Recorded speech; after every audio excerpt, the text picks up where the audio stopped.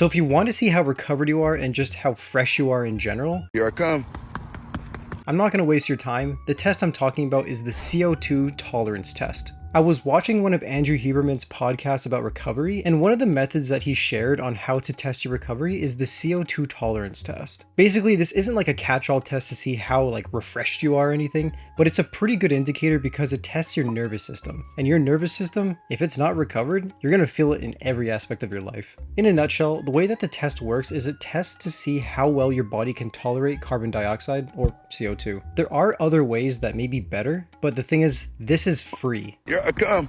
So without wasting any more of your time, let me show you how to do the test exactly. Okay, so the best time to do this test is first thing in the morning before you even got out of bed to take a shit or piss or anything. So step 1 is you take 4 deep breaths like this.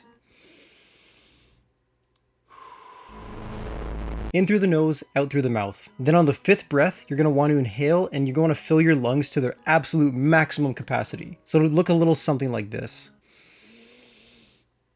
You want your body to be as expanded as possible. You don't want to leave any air not sucked in your body. Now you're going to want to make sure that you have a timer handy because you're going to need to record it somehow. So just literally pull out your phone and use the timer app. Now here comes the hard part. You're going to start exhaling out your mouth, and the second that any air leaves your mouth, you're going to start the timer. So it'll look a little something like this.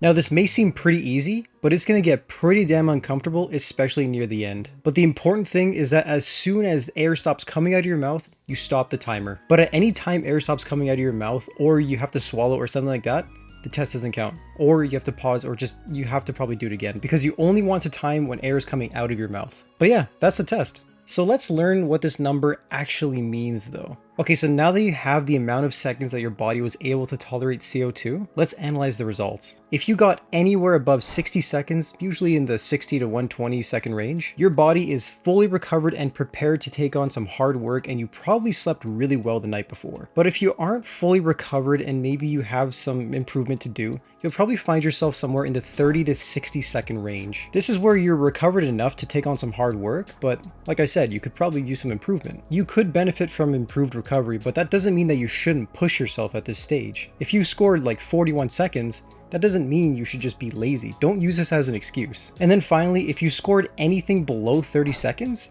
your body is not ready, man. You need to go to bed. Your body is telling you to rest. Your nervous system hates you. At this point, if you scored less than 30 seconds, you probably don't feel physically good. You're probably really tired, you're groggy, and I mean, if you ever tried going to the gym when you're super tired, it sucks, man. Now, I'm not really going to talk about the in-depth ways on how to recover better because that could just be a whole video in itself. But honestly, the first place you should look before looking towards any other recovery tricks is just see your sleep. Are you spending 8 to 9 hours in bed, not sleeping, just in bed? And are you getting high quality hours of sleep? These things matter a lot. Are you drinking caffeine 10 hours before bed? Is your room cold enough? These are the things that are going to min-max your sleep and make you feel so much more refreshed. I also do want to put a quick disclaimer that if you want to learn more about this test and why it works, what it actually tests for, and so on, I highly recommend that you just watch the podcast all the way through, and I'll have it linked down below because that's where I got this idea from. This isn't my idea. Andrew Huberman truly is goated, bro. Okay, now I want to talk briefly about my results because I think it would only make sense if I showed you my results, as I have been doing this for a couple of weeks now. My average is currently sitting around 49 seconds, so it's in that spot where I'm not fully recovered, but I don't feel like shit every day either. I could definitely benefit from sleeping more, and honestly, I need to take my own advice because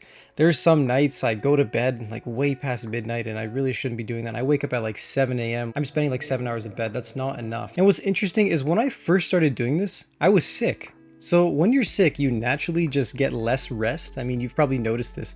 You sleep more because your quality of sleep sucks. So your like 10 hours of sleep when you're sick is equivalent to like 7 hours of sleep when you're healthy. So even though I wasn't really pushing that hard and I was spending lots of time in bed, I was still getting like low 40s. That's such a low score considering I had lots of rest. Like, it's not bad, but it's not the best. But obviously, as I started to recover and I started sleeping more and my quality of sleep was getting better, I started scoring in like the high 50s, and I even got 61 at one point, which is amazing. Even just by tracking these numbers and kind of having it down in like a spreadsheet, I just put a little note of how I felt, maybe my sleep wasn't that good. I just write these little things down so that when I'm not feeling that good, I can look back and see, oh yeah, I got 40 seconds this day. That's probably why I felt like shit. It just gives a good high-level overview of how recovered you actually are. And when you're well recovered, the hours that you're not sleeping are going to be so much better. Think about it. You spend a third of your life asleep. Why not try and min-max that and make it better? Because those 8 hours of sleep directly impact the other 2/3 or 16 hours that you're awake in a given day. So it just makes sense to try and make your recovery better. Because remember that when you recover hard, you push hard. Now stay hard. Stay hard!